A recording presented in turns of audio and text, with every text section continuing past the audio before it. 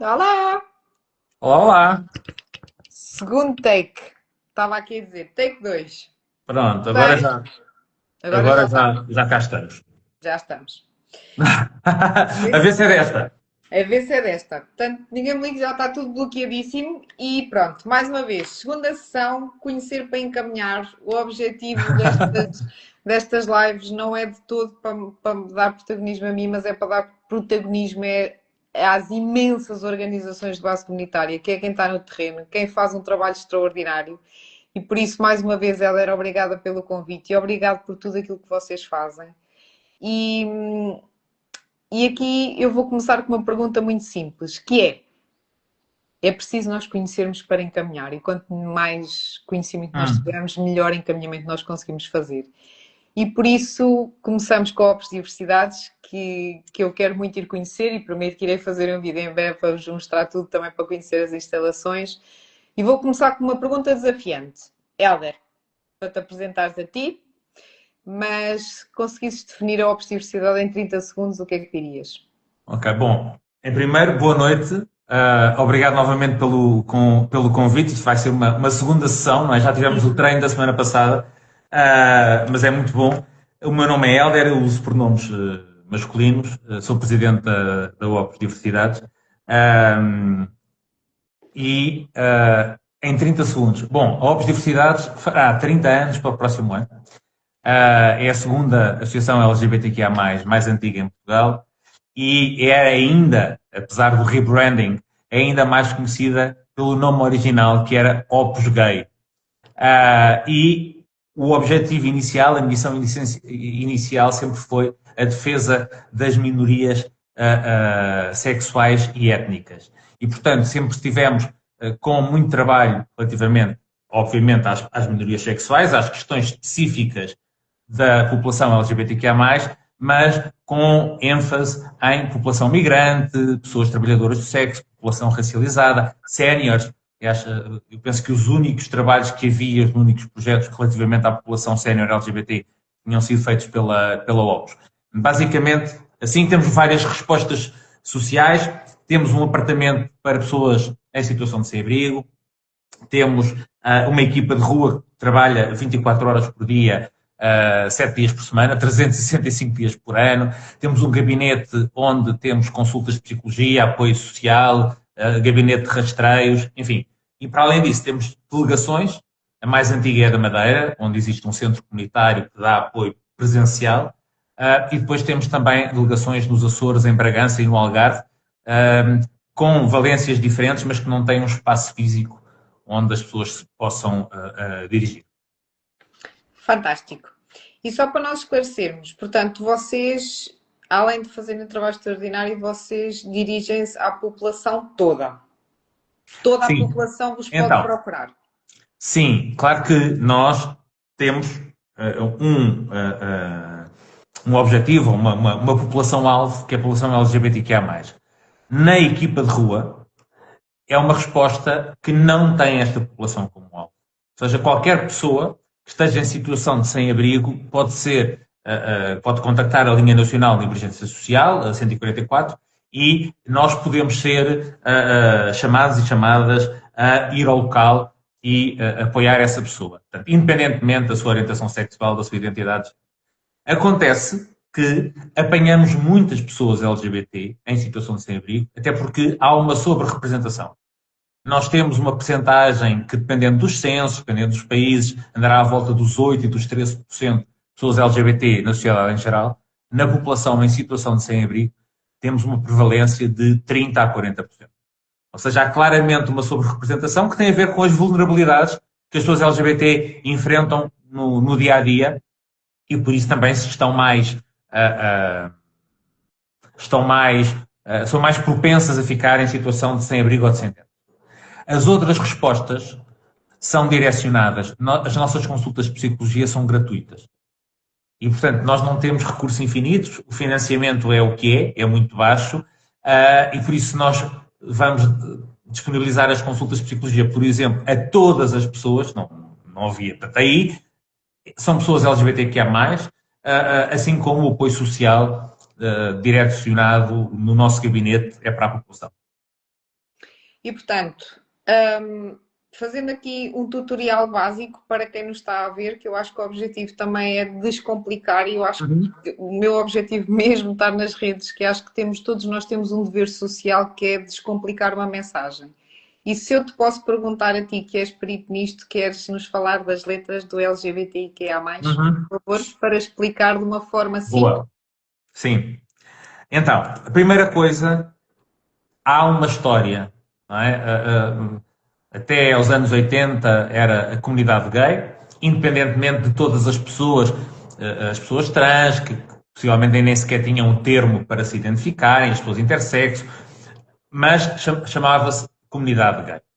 E é engraçado porque só se começa a falar em comunidade gay e lésbica nos anos 80, depois da. Oh, Keila, um beijo enorme. Estou a ver aqui uma mensagem da Keila, grande ativista, uma pessoa fantástica. E é por causa da epidemia da SIDA, quando os homens gays de facto não tinham quase ninguém para os lavar, para lhes dar alimentação, para os enterrar, que as lésbicas aparecem. Não é? As irmãs lésbicas, gays e lésbicas, sempre tiveram uma relação complicada. E é nessa altura. E nessa altura também, então, os homens gays acham que podem fazer esse ato de generosidade e de começar a falar em comunidade gay e lésbica. E depois as outras letras vão aparecendo. Mas o que é importante perceber é que não se tenta, primeiro, rotular. Nem ninguém tem de saber as letras todas de cor. É normal que vão aparecendo mais letras, porque eu costumo dar este exemplo quando todos os dias nós encontramos novas espécies, plantas, animais. Vamos pensar em peixes. Uma pessoa identifica uma nova espécie de peixe, dá-lhe um nome, não lhe chama apenas peixe, não é? Identifica-se. E a partir dessa altura ficamos a saber que há mais uma espécie de peixe no mar. Assim são as letras, ou seja, de repente percebe-se que há uma pessoa que tem uma determinada orientação sexual, que tem uma determinada identidade de género, características e que se identifica de determinada forma. E por isso é normal que apareçam mais letras, mas ninguém tem de as decorar. As pessoas podem ir ver, já agora as principais, L de lésbica, G de gay, B de bissexual, I de intersexo, T de trans, depois há o Q de queer, que já podemos também falar um bocadinho, mas o que eu gostava de deixar esta mensagem é que não é um rótulo. Nós não podemos pensar que por alguém se identificar como gay tem de ter um determinado tipo de comportamento, ou como lésbica, ou como trans. Há tantas formas de ser gay, de ser lésbica, de ser trans, quantas pessoas gays, lésbicas e trans existem. Mas há uma coisa importante, que é a identificação. Quando eu sinto que sou a única pessoa que se sente de determinada forma, eu acho que sou anormal, acho que sou uma árvore rara, acho que, e não é por falta de mandarem sempre a bombardear com isso, acho que sou doente, acho que tenho que ir ao médico, acho que sou pecador, por exemplo, ou sou criminoso. Por isso, é importante eu olhar para as letras e perceber, há mais pessoas a sentir como eu. Eu não sou a única. E eu não sei se a semana passada falei disto, mas dou este exemplo de uma amiga que há 2 anos, na passagem de anos, chegou ao pé de nós, uma mulher com 60 anos, heterossexual, casada, e que disse, por causa das vossas letras, finalmente sei que sou assexual e não sou anormal. E se não tivesse visto o A, não é? E se tivesse ido ler o que é, quer dizer, o A, nunca se teria percebido que de facto não era anormal. Tem uma forma de estar que é perfeitamente comum e que há outras pessoas da mesma. Portanto, eu acho que era importante isto. Já agora, por causa do queer, o queer é também um termo chapéu, porque não se refere especificamente a uma orientação sexual, a uma identidade de género, a uma expressão de género. É alguma coisa que não é conforme. É alguma coisa que rompe com a cis-heteronormatividade, com aquilo que nós crescemos a ouvir dizer que é o correto. E, portanto, quando eu digo eu sou queer, sou alguém que de alguma forma rompe com esses estereótipos, rompe com aquilo que a sociedade me quer impor. E sendo eu da área da saúde mental, eu tenho que dizer, eu não sou fã de rótulos, eu não gosto de rótulos porque os rótulos têm um problema que é que têm um limite. E esta questão do limite acho que coloca as pessoas dentro das caixas e ninguém gosta de viver dentro de caixas. Mas para as pessoas que nos vão ver, eu acho que não podemos deixar de falar do impacto que isto tem. Não só, não é preciso saber as letras, são pessoas, nós temos que respeitar a preferência da pessoa naquele momento e isto também pode fluir e pode variar ao longo da idade. Temos que conseguir respeitar, porque a verdade tem a ver com este sentimento de pertença que tu estás tão bem a dizer. Esta questão do seu bem-estar físico, psicológico e social, incluído numa sociedade onde diz há mais pessoas que sentem e pensam como eu. E isso é muito importante, por exemplo, no caso das lésbicas, não é? Eu dei este exemplo e, aliás, na evolução depois da própria sigla, não é?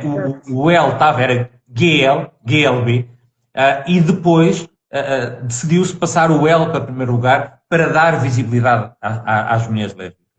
Isto tem uma razão de ser. As mulheres, independentemente da sua orientação sexual, sempre foram menos visíveis. As mulheres lésbicas, por maioria de razão, menos visíveis ainda. E depois havia uma questão que era, nós vivemos numa sociedade falocêntrica e as pessoas pensam, o que é que duas mulheres podem fazer? Não há um falo, não há um pénis, não há nada para fazer. Toda a gente, de certeza, se pensar bem, tem na família uma tia, tem na rua uma vizinha, que toda a vida viveu com uma dama de companhia, com uma amiga que partilhou a vida. Bom, provavelmente tinham uma relação amorosa, eram lésbicas, mas isso não passava para fora. A Raquel Afonso, que tem um mestrado e um doutoramento sobre o Estado Novo e sobre a homossexualidade e a repressão, detectou claramente uma diferença entre homens gays e mulheres lésbicas. Mesmo as que eram, não aparecia na PIDE isso, porque até para os agentes da PIDE era uma coisa estranha. O que é ser lésbica? Não é? Fazem umas festinhas. E, portanto, é importante dar visibilidade. Se nós não dermos visibilidade, as coisas não existem. Eu costumo dizer também que o I, na sigla, é mais de invisível do que de intersexo. Ora, enquanto nós não falarmos de pessoas intersexo, e eu dou muitas formações até em centros de saúde para pessoas médicas que têm muito pouca noção disto. Portanto, é importante, porque senão as coisas são invisíveis, não existem. Portanto, é importante também dar visibilidade às várias... à diversidade que é tão bonita, não é? À diversidade que existe do ser humano. Eu concordo. E uma das coisas que nós também falámos, que, por exemplo, eu tenho essa preocupação, que é tratar a pessoa no seu todo, este conceito holístico e a enfermagem é muito holística. Eu acho que a comunidade também é muito o holismo e nós funcionamos muito com o holismo, mas quando eu faço a anamnese, quando as pessoas chegam, tenho um campo onde eu pedi para preencher, que é nome pelo qual a pessoa prefere ser chamada. Porque eu acho que isto é muito importante respeitarmos esta individualidade. E se tu estás a falar dos profissionais e para quem nos está a ver agora noutro setor, o que é que tu gostavas que os profissionais de saúde soubessem, tipo assim, top 3 dicas importantes, quem nos estiver a ver, assim, 30 segundos também, top 3. Essa parte é essencial, que é, das primeiras coisas, é perguntar como é que quer, qual é o nome que quer que eu use. Logo, e até se pode apresentar, como eu me apresentei, sou o Hélder, uso pronomes masculinos, a pessoa dizer, olha, sou a Catarina, uso pronomes femininos, qual é o nome que quer que eu use? Porque isso permite logo que a pessoa se sinta mais acolhida, mais segura e perceba que eu aqui, as pessoas não me estão a julgar pelo que eu pareço, pelo meu aspecto, não é? Estão a querer saber. Isso é essencial. Depois, não pensar que toda a gente é heterossexual. E isso continua a acontecer. Não é? As histórias, depois que tornam-se até em anedotas, mas as histórias que nós ouvimos de mulheres lésbicas na ginecologia é absolutamente, não é? Bom, é cómico para não ser trágico, não é? Que perguntam uma série de coisas sem conceber ou sem pensar que aquela pessoa pode não ter sexo penetrativo e pode não ter sexo com um homem. Portanto, mas, antes de questionar... Antes começam logo, não é? Olha, faz algum anticoncepcional?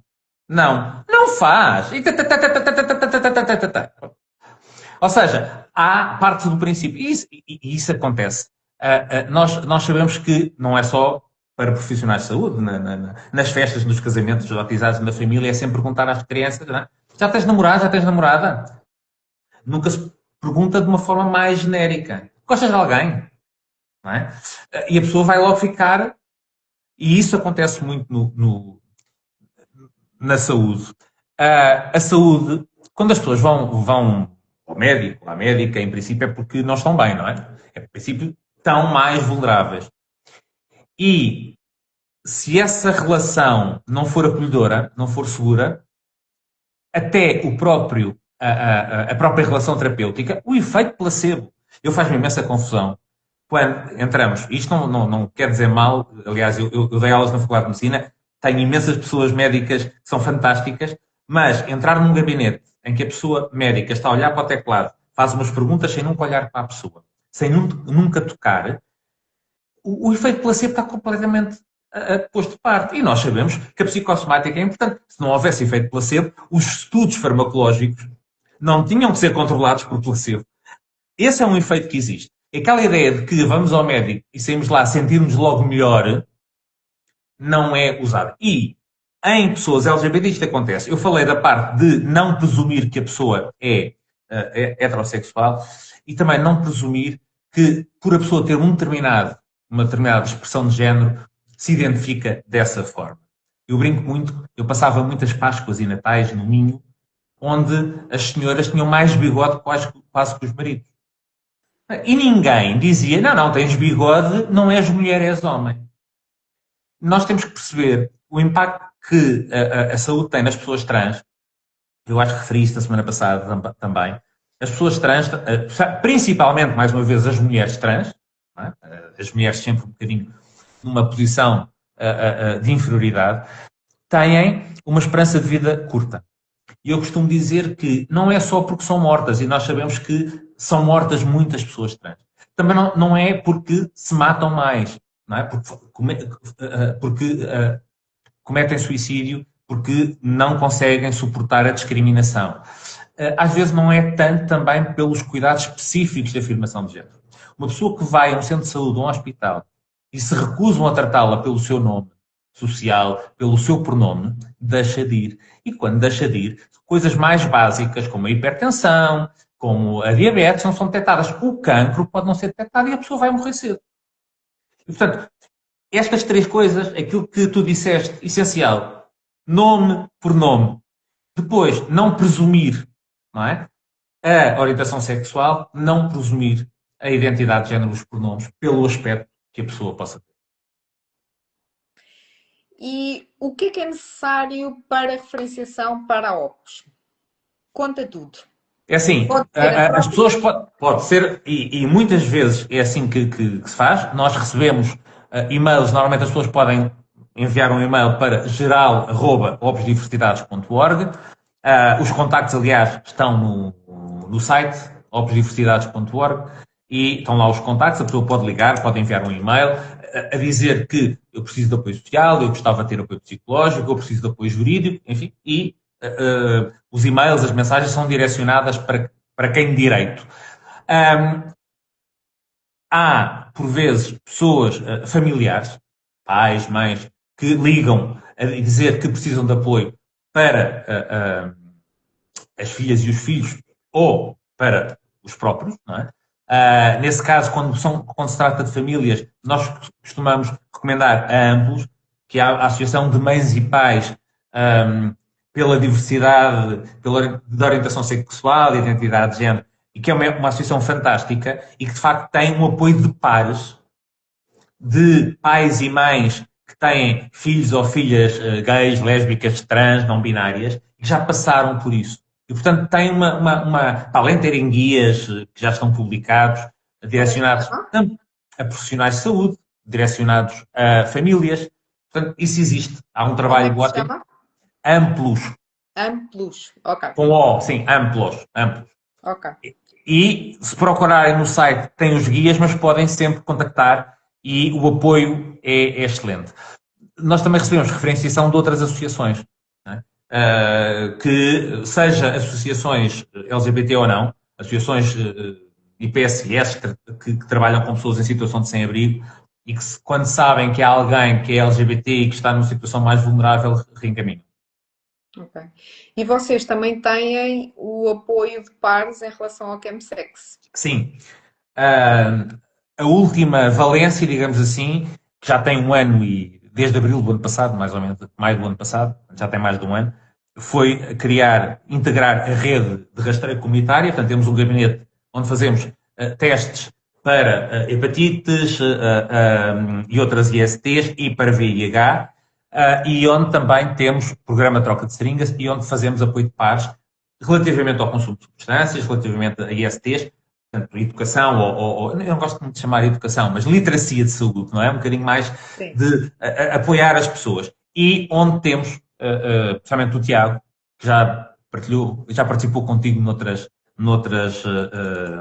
atividades, que faz muito aconselhamento a nível de campsex. Ok.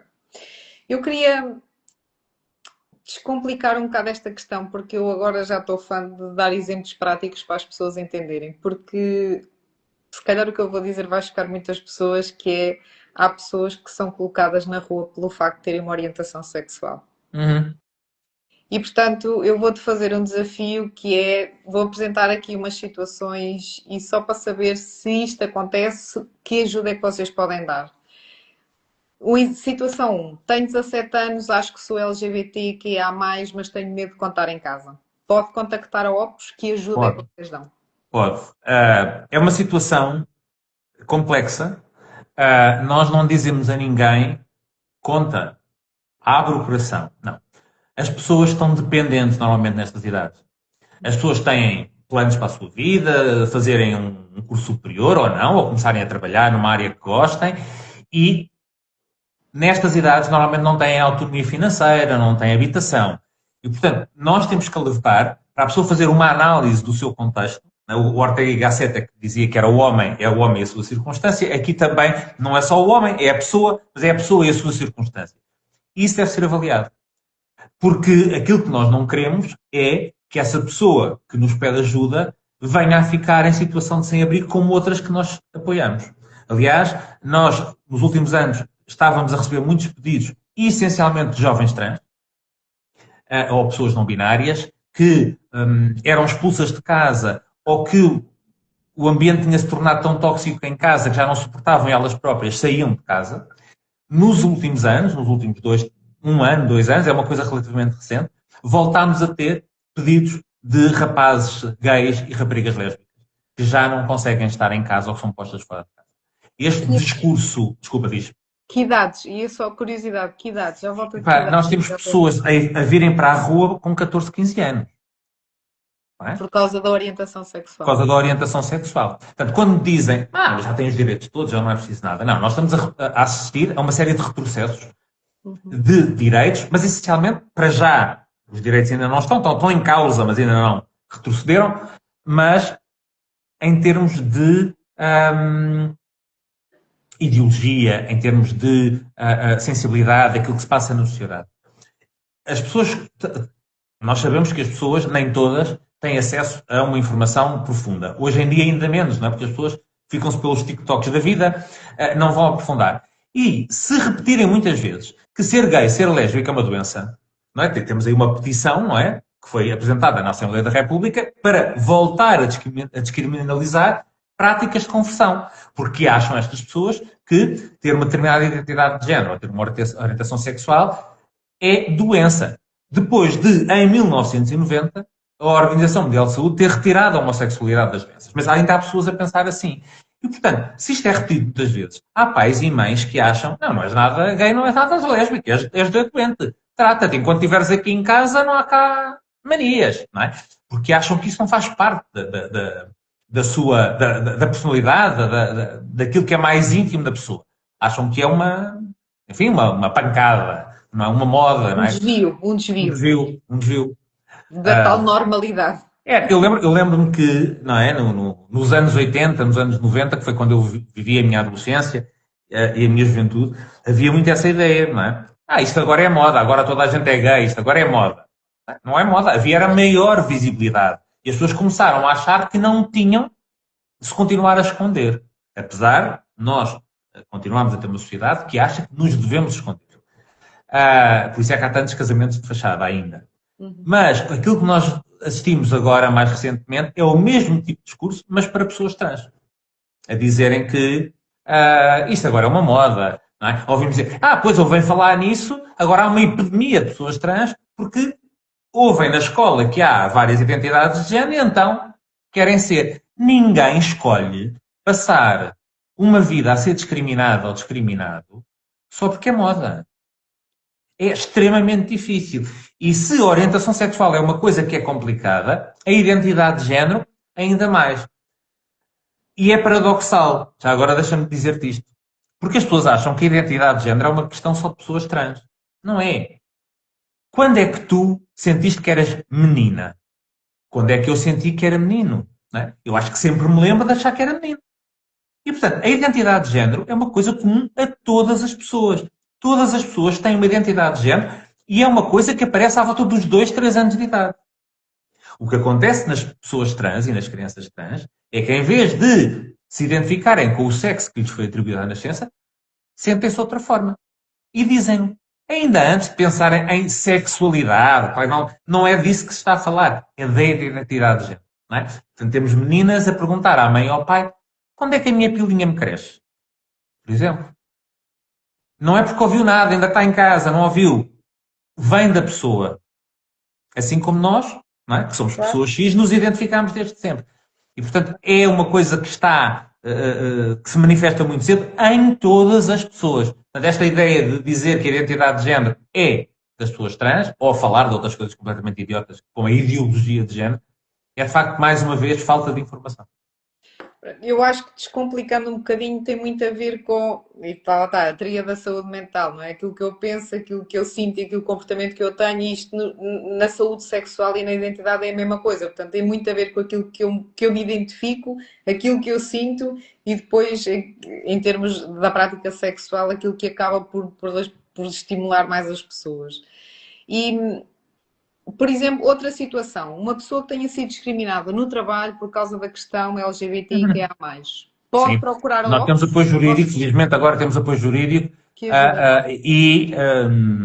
eu acho que, não sei, não são todos os casos, mas vários casos têm a ver com assédio laboral ou com discriminação laboral devido à orientação sexual ou à discriminação ou à identidade de género.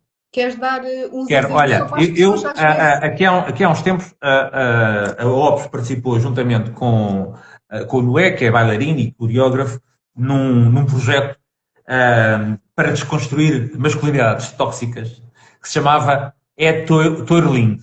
E era, de facto, bom, teatro-dança, mas é bailado, em que se desconstrói, de facto, aquilo que ao longo dos séculos, ao longo dos tempos, foi a expressão do homem na dança.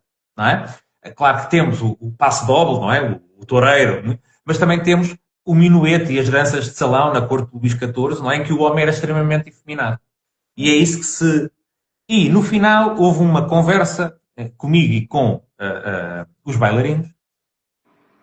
E, no fim, há um homem com 54, 55 anos que vem ter comigo e dizer-me: eu sou técnico superior numa Câmara Municipal, a minha família, os meus amigos sabem que eu sou gay, na Câmara Municipal ninguém sabe. Eu tenho a certeza que se contasse seria discriminado. Isto é uma conversa tida em 2026. Exato. Tá bem? E isto é um exemplo que tem muito pouco tempo, mas nós sabemos muitas vezes disto. As pessoas. Eu falo muito dos casamentos de fachada porque continuam a existir. Continuam a existir relações terríveis, porque as pessoas estão na relação não porque se amam, mas porque acham que Social. têm de ter aquela fachada, não é? Porque ainda não se sentem à vontade para viver a sua vida. Isto acontece com pessoas de 50, 60 anos, que se casaram aqui há 40 atrás, como acontece com jovens que acham que ainda têm que ter uma fachada para não serem incomodadas ou incomodados. E depois há muito, pegando aqui um bocado nesta questão, e sendo hoje o Dia Mundial das Hepatites, não podemos deixar de falar do rastreio, e a OPS faz rastreios também, esta questão de que dentro da esfera da sexualidade, que cada um é livre de fazer o que for, a prevenção é essencial e ter a informação também é essencial, porque depois aquilo que acontece, e nós também vemos muito isto, são pessoas que têm relacionamentos com outros homens ou com outras mulheres que depois socialmente não têm a mesma orientação sexual e que depois acabam por trazer infecções sexualmente transmissíveis para o companheiro ou companheira para o seio do casal. E, portanto, Como isto também é, acho que a gente se pode divertir um bocadinho falando destas coisas e vamos rindo. Eu tinha um amigo que dizia que às 5 da tarde, 5 e meia da tarde, era a hora da aliança nas saunas. Porque os homens que não eram gays, tá bem? E isto é uma expressão que eu gostava de voltar já. E antes de irem para casa, saíam dos escritórios, saíam dos banhos, iam ter relações sexuais com outros homens e depois iam para casa. Não é? Ora, é óbvio que uma pessoa que não usa preservativo com a mulher, estão à vontade, não vai começar de repente a usar. Não é? E vai infectar parceiros e parceiras. Por isso é que foi importante se começar, as pessoas também às vezes dizem, mas previ-se, porquê? O HSH, homens têm sexo com homens, foi muito importante. Porque há pessoas que não se identificam como homossexuais, pelo estigma. Não se identificam enquanto gays. São homens que têm sexo com homens, independentemente da orientação sexual. Até podem ser heterossexuais e identificarem-se como tal. Cada pessoa tem que se identificar, é a pessoa que se auto-identifica. Portanto, eu sou heterossexual e tenho sexo com homens. Ok. Então faça rastreios, use preservativo, tenha cuidado, se for necessário faça PrEP ou faça... Não é? A literacia tem que existir. Mas lá está, foi muito importante, como sabes, ter mudado de homossexual para HSH, homens têm sexo com homens. O paradigma mudou. É? E muita gente que não se testava, eu ia dizer detestava, que não se testava, passou a testar. e eu acho, mais uma vez, voltando a falar daqui da questão das letras, as letras não têm a ver com rótulos de todo, não é essa a mensagem que queremos passar. A mensagem que nós queremos passar é que, na realidade, isto tem a ver com a identificação de uma identidade, o sentimento de pertença e o sentimento de igualdade. Eu acho que, Isso. acima de tudo, é isto. E essa é a mensagem que é passar. Outra pergunta, outra situação. O exemplo prático. Pais, mães, solteiras, pais Uhum. solteiros, amigos, madrinhas, vizinhos, avós, que sabem que têm alguém que querem ajudar e querem se informar mais para a linguagem inclusiva, para não ter linguagem discriminatória, para Uhum. não ter comportamentos discriminatórios, podem recorrer à OPS. Vale. Vocês ajudam? Que ajuda é Sim. que dão? O que é É que assim, nós apoio? temos, a nível individual, há pessoas que nos pedem, eu já tinha dito que nós reencaminhamos muita gente, quando é uma questão de família, para a Amplos, mas às vezes, até porque a Amplos também não tem uma capacidade de resposta grande, nós já acompanhamos algumas pessoas menores, desde que haja consentimento dos pais, não é? Nós não podemos ter, desde que haja essa autorização, e temos ainda, agora, estamos a acompanhar uma família americana que tem uma criança trans e que queria ter apoio psicológico numa associação LGBT. Tá bem? Ok. E começaram a ser acompanhados. Portanto, nós podemos fazer isso. Também podemos, é óbvio que nós não damos formação específica para uma pessoa. Habitualmente nós damos formações em empresas, em centros de saúde, sei lá, ainda outro dia estive na CPCJ, Portanto, mas, diz-me, de vocês, as empresas ou sim, unidades, entidades, essa quem é quiser, uma pode. das grandes formas de nós nos conseguirmos financiar.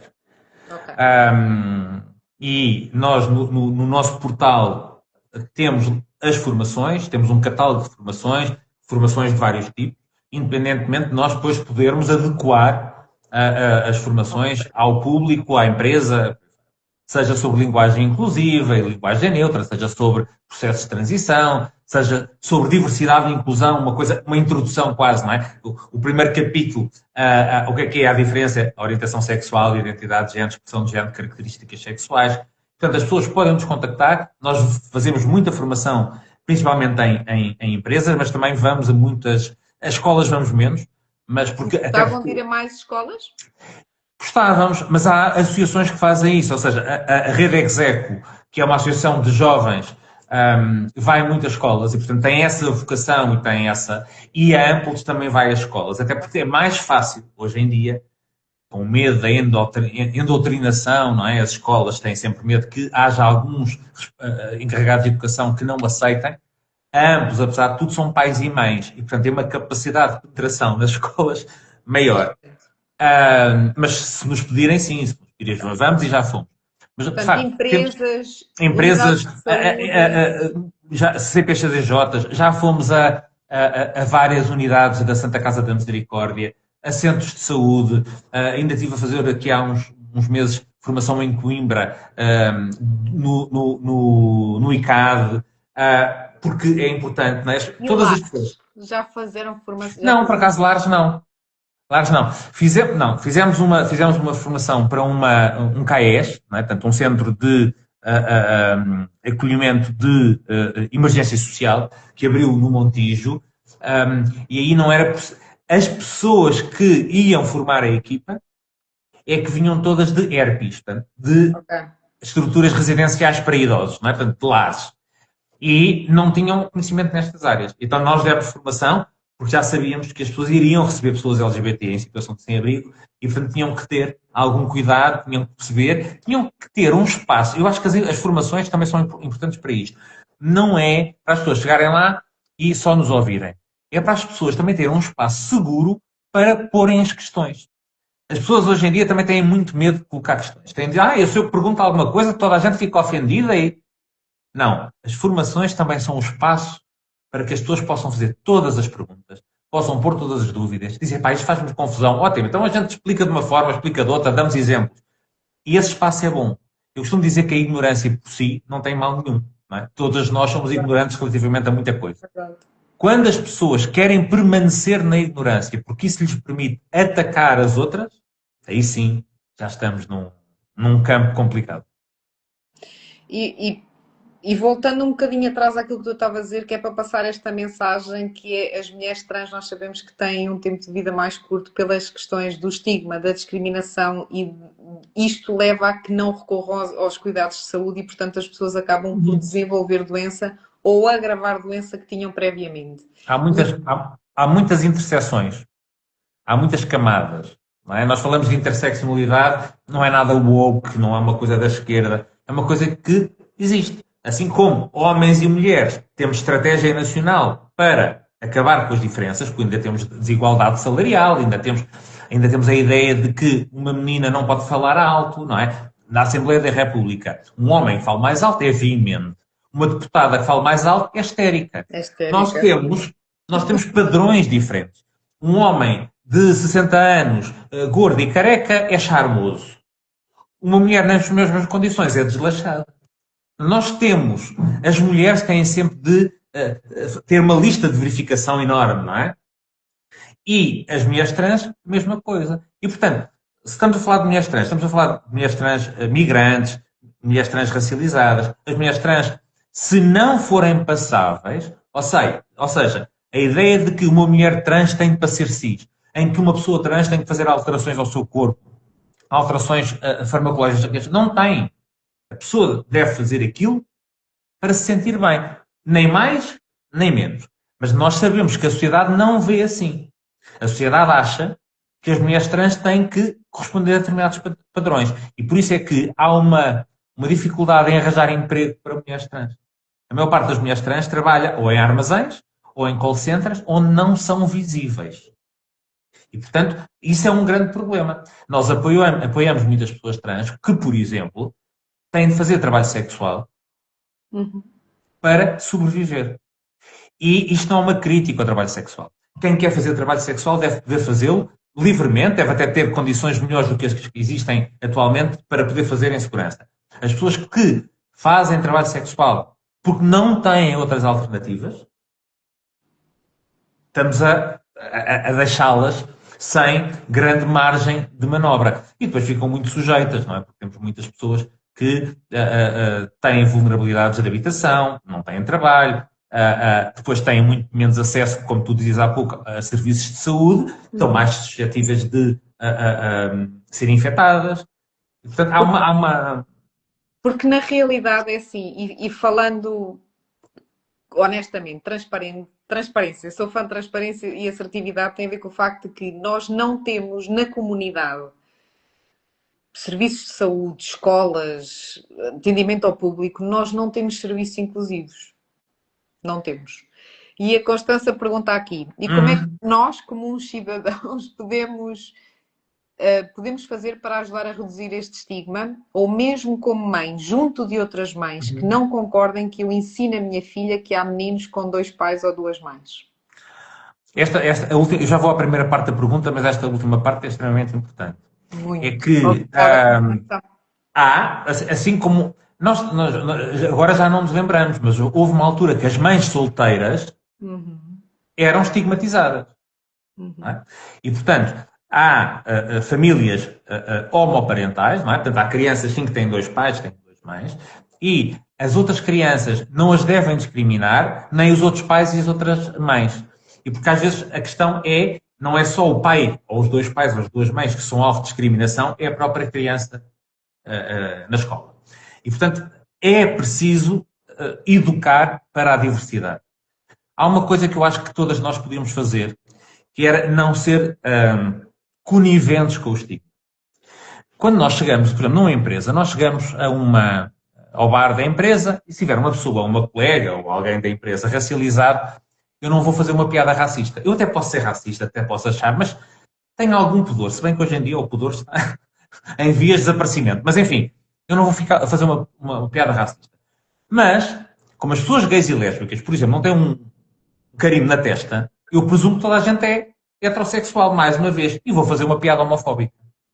É óbvio que isso vai fazer com que essa pessoa nunca mais se sinta bem. Pois dizem-me assim, eu tenho lá uma colega que eu acho que é lésbica, mas nos piqueniques, nos passeios da empresa, nunca leva a namorada. Porque será, não é?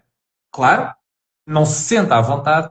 Portanto, eu acho que piadas, às vezes o humor tem esta questão que é eu não devo estar a olhar para uma discriminação e estar-me a rir dela, ou estar a ser conivente com ela.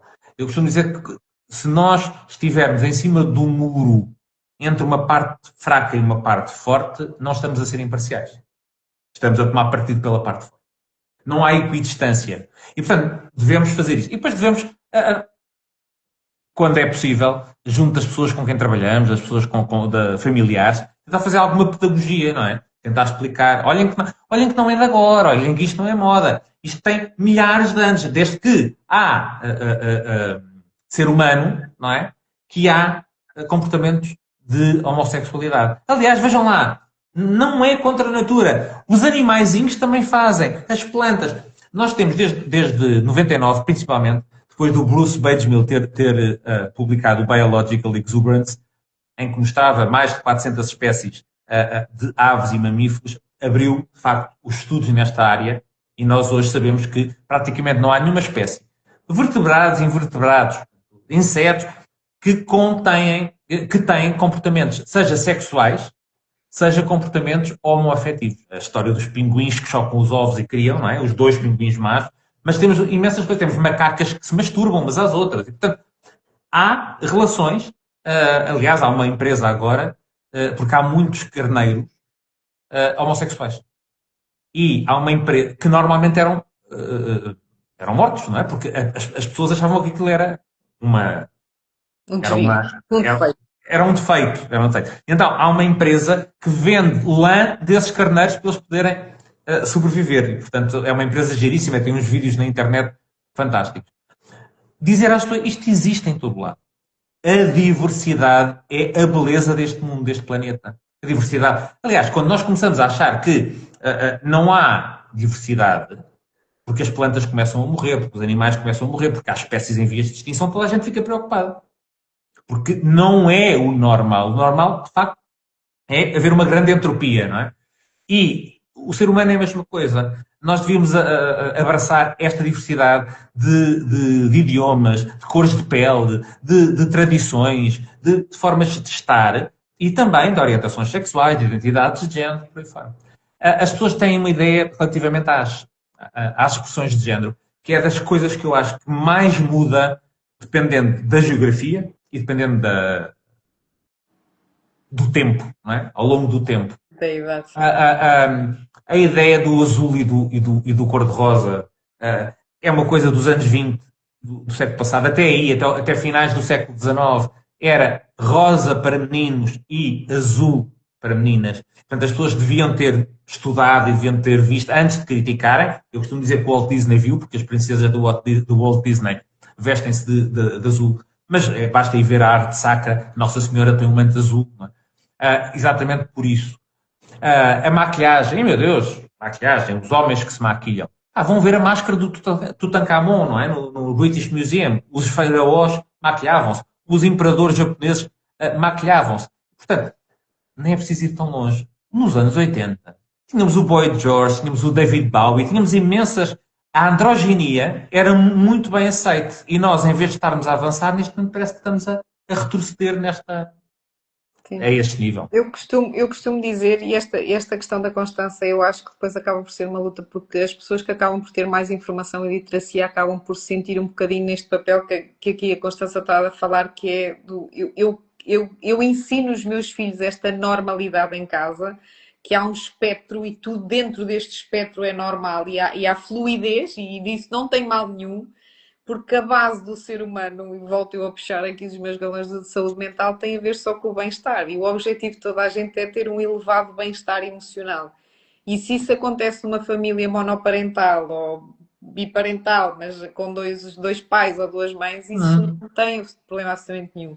Eu costumo dizer muitas vezes que o estigma começa e acaba em mim. E às vezes nós temos mesmo que chamar as pessoas à razão e dizer, porque às vezes, eu não sei se tu partilhas a mesma opinião que eu, mas eu queria que tu desse exemplos disso, porque às vezes as pessoas estão a verbalizar uma ideia ou uma opinião e não têm noção que aquilo é discriminatório ou que é um Claro, preconceito. claro. E às vezes não custa nós que temos a informação dizer, olha, mas isso que está a dizer é um preconceito, é uma ideia pré-concebida Claro. baseada no estigma e isso leva à discriminação. E as pessoas às vezes não têm esta noção. As E pessoas às vezes até fazem isso de um lugar de simpatia. Acham que estão a ser simpáticas. Eu ouvi muitas vezes isso.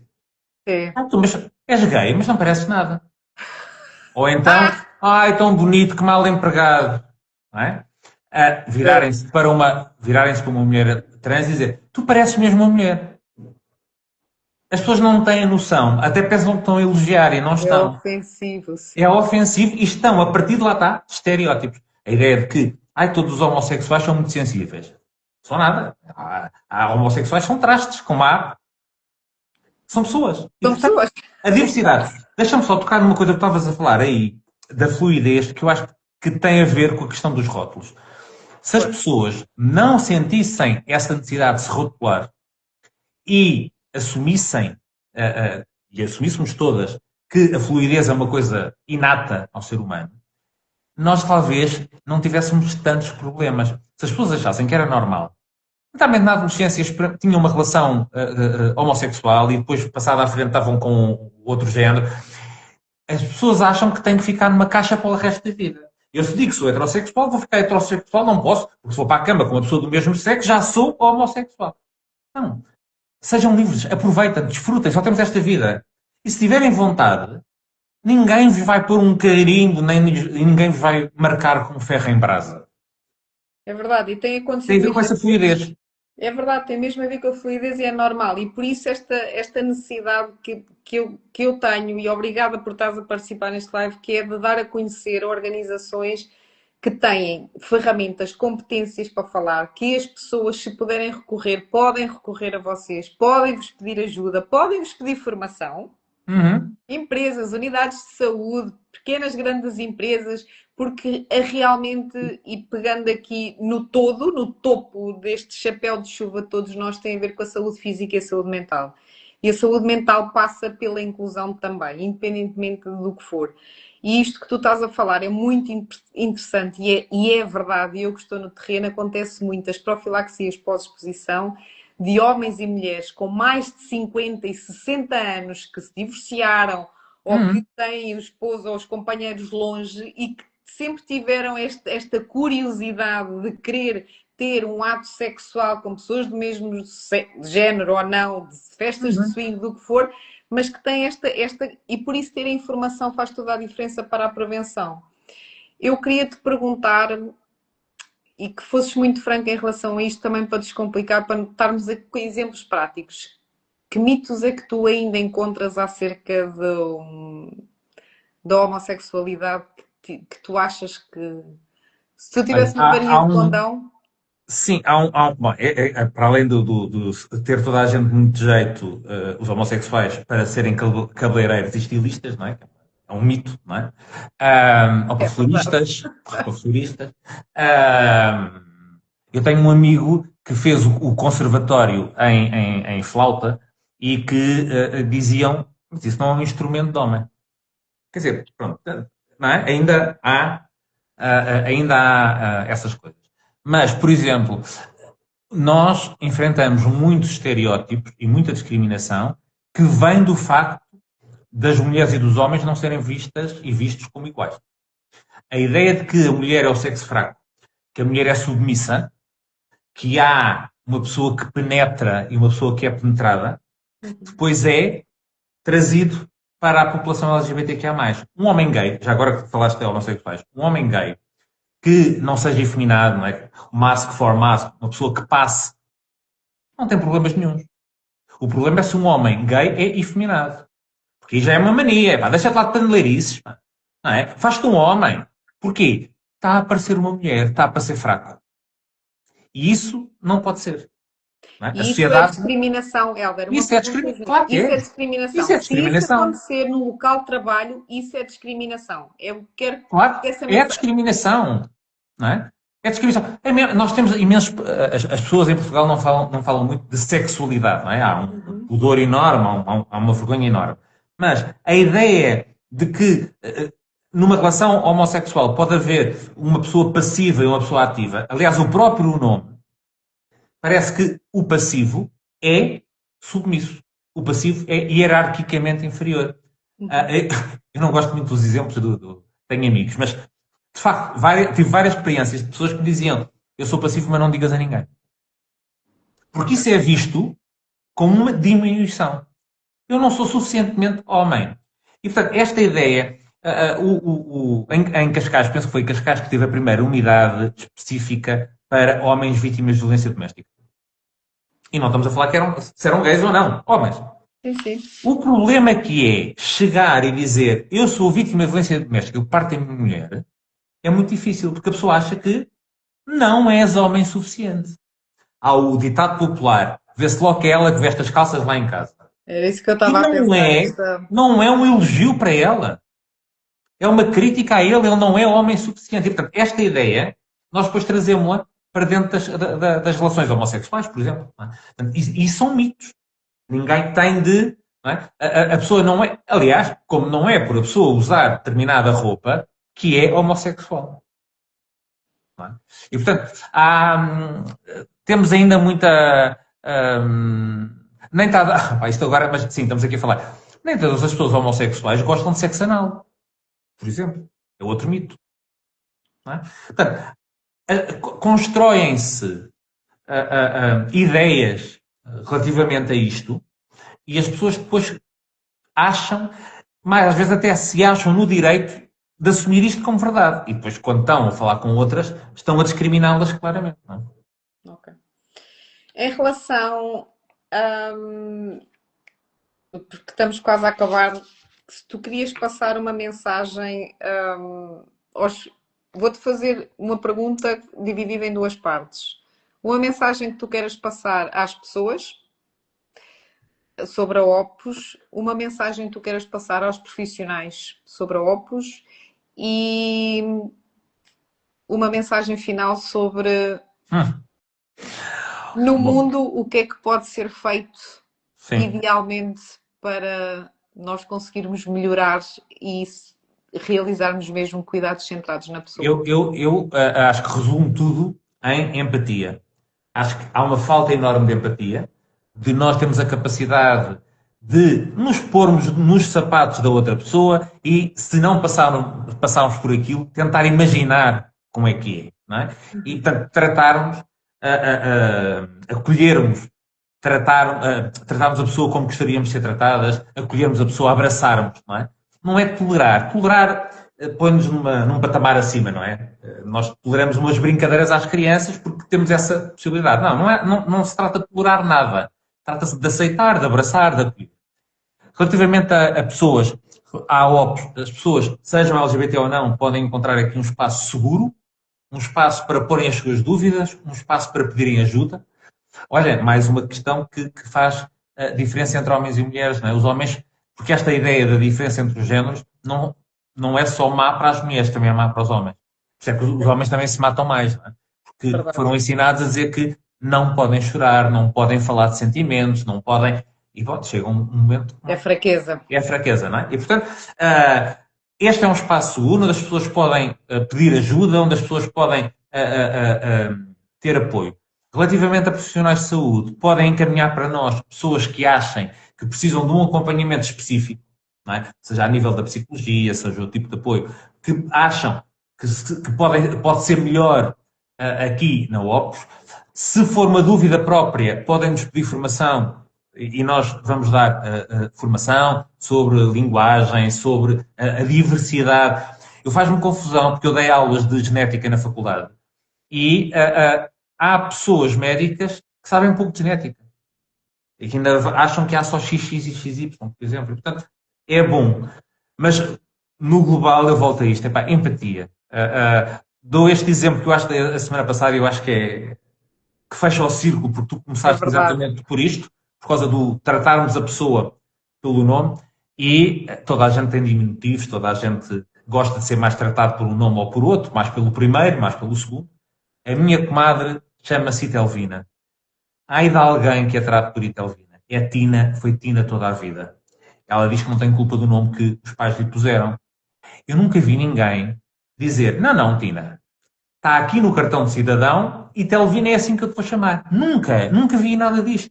Porque é que perante uma pessoa trans, por exemplo, as pessoas teimam a chamar por um nome morto ou por um nome que a pessoa não se identifica? Não é? Se tu chegares ao pé de alguém e começares a chamar Catrininha, também tu não gostas. Claro. É, portanto, aquilo que é simpático para a pessoa, aquilo que é respeitador da individualidade, da personalidade da pessoa que está à minha frente. Que é o foco, é no eu e é no bem-estar do meu eu e do teu eu, e por isso esta pergunta simples que é do Olá, eu sou a Catarina, como é que tu gostavas de ser chamado? É só isso. Deixa-me só fazer uma pergunta que eu por acaso não sei. Uma vez que vocês têm a sede, já falaste na Madeira, aqui em Lisboa, o vosso atendimento é só presencial? Pode ser por Não, telefone? pode ser online. Online. Isso foi das coisas boas da pandemia, não é? A nível não só das consultas de psicologia, mas também do apoio social, abrangemos o país todo, não é? Portanto, presencialmente em Lisboa e na Madeira, mas online para todo o país. Às vezes, neste momento, estamos com uma lista de espera grande, até porque não há, como diz o Ministro da Educação, nós não temos uma taxa moderadora, não é? Portanto, como não se pagam consultas, há uma maior procura. E repara que às vezes, isto é importante, nós temos aqui pessoas que não precisavam nada ter gratuitidade nas consultas. Podem perfeitamente pagar. Mas não estão suficientemente à vontade para falar destas questões com outra pessoa da psicologia. Então aqui sentem-se num espaço seguro. É isso, é segurança. Última pergunta, Helder. Que mensagem gostarias de deixar às pessoas que precisam do vosso apoio? Liguem, mandem e-mail. Não sofram sozinhas. Não é? Nós podemos não ter logo a resposta, podemos não ter logo a solução, não é? Nós não, enfim, como eu te dizia, há bocado o financiamento é limitado, mas tentamos fazer o melhor possível, encaminhar. Ninguém fica, pelo menos, sem uma palavra, sem uma resposta, quando nós recebemos um pedido de apoio. Porque ninguém na realidade está mesmo sozinho. E Não, por isso, a ideia de que ninguém larga a mão de ninguém é cada vez mais importante. A solidariedade é extremamente importante, especialmente quando há populações que são minoritárias, não é? Que são discriminadas, seja as minorias sexuais, as minorias étnicas, e nós vemos que hoje em dia a sociedade está muito polarizada. Portanto, é importante esta solidariedade, agarrar as mãos e dizer, não, nós estamos aqui, manda cá o apelo, o SOS, e a gente logo vê o que é que pode fazer. diz-me outra coisa, também curiosidade, tenho muitas perguntas, mas em relação às pessoas que queiram fazer ou que precisem de apoio ou referenciação para consultas por causa da identidade de género, para fazer a transição, vocês têm alguma via verde direta para a consulta? Têm algum protocolo? Têm Temos alguns, apoio? sim. temos alguns contactos informais, infelizmente é difícil. É o dia a dia, é normal. É difícil, até porque as pessoas às vezes têm dificuldade em ter acesso a uma consulta de médico ou de médica de família, a uma consulta da especialidade. E sim, principalmente em casos mais complicados, nós conseguimos ter uma via verde para referenciar alguns casos, para pelo menos as pessoas entrarem no circuito. Isto é um bocadinho... Há uma norma da DGS que já devia estar cá fora há 6 anos, que demorou bastante tempo a ser discutida, que é uma norma específica para percursos de pessoas trans no Sistema Nacional de Saúde e que permitia ultrapassar uma série de obstáculos, como, por exemplo, a utilização do nome social, haver um campo no Registro Nacional do Utente com o nome social, perceber para onde é que as pessoas vão, e não deixava tanto à discricionariedade dos centros de saúde, das ULS, como é que vamos tratar as pessoas trans. Portanto, haveria, e a norma continua sem sair, infelizmente. Nós já questionámos muitas vezes a Direção-Geral de Saúde, não temos respostas, aparentemente há a pressão da tutela para que a norma não saia, o que é uma pena. Okay. Mas, e portanto vamos ter que, pelo menos, que as pessoas entrem no sistema para depois começarem a ser referenciadas. Ao contrário, isto também, olha, é um mito, ao contrário do que nós temos ouvido, que as pessoas agora mudam de sexo em 5 minutos, mas bom, tem de me dizer, que é o argumento, não é? As crianças, primeiro, não há crianças a mudar de sexo, também é um mito. É um mito. As crianças podem usar um nome social e usar uma expressão de género que seja consentânea com a sua autodeterminação, não há hormonas, não há cirurgias, está bem? E, portanto, as pessoas podem estar descansadas, ninguém dá a mudar de sexo sem crianças.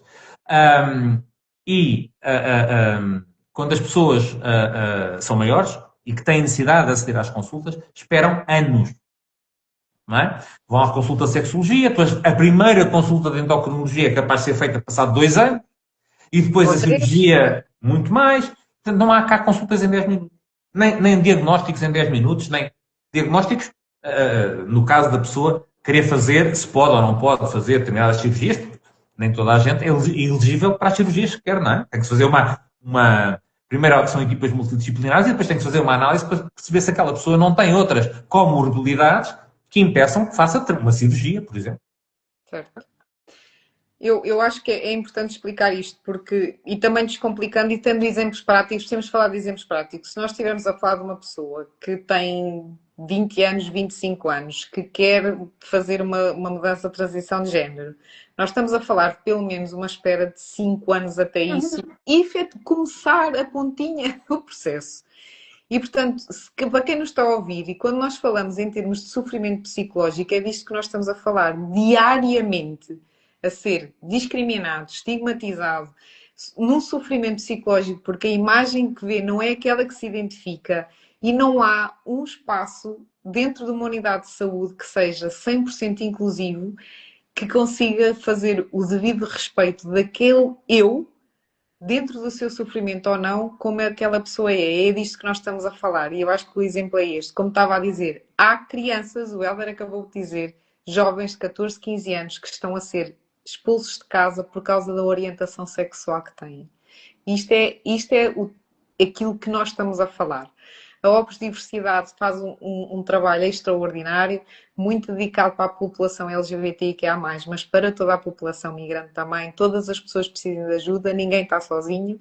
E agora vou fazer perguntas difíceis, 2. Hélder, uma palavra para descrever a Opus. Família. Uma coisa que precisamos urgentemente deixar de dizer.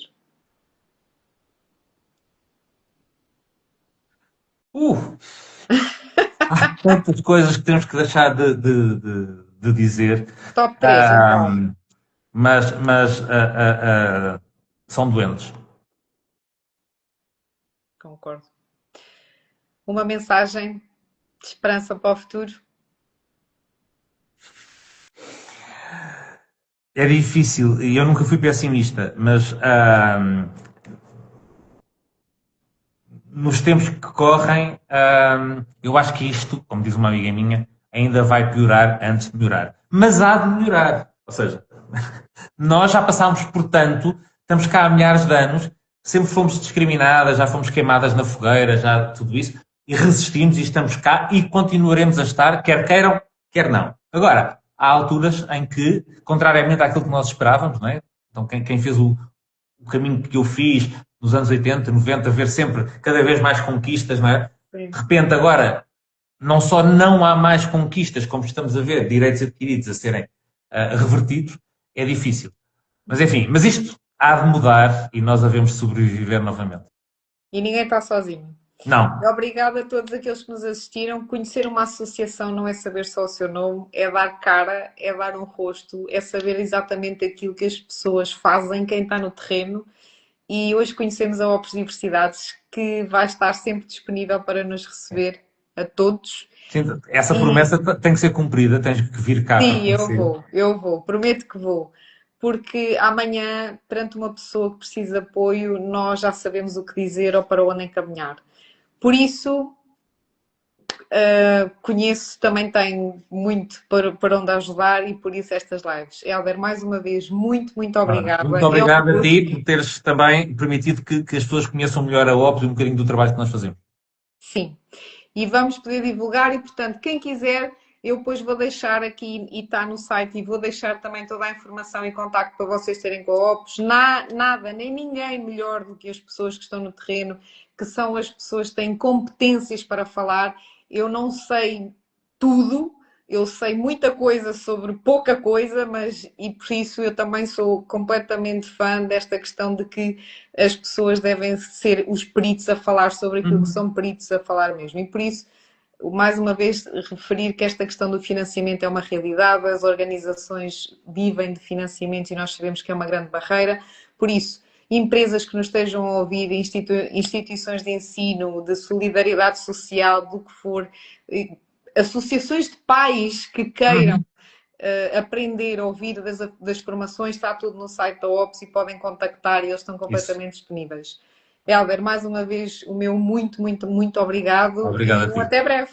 Até já. Um beijo. Obrigada, beijinho a todos e muito obrigada. Obrigado.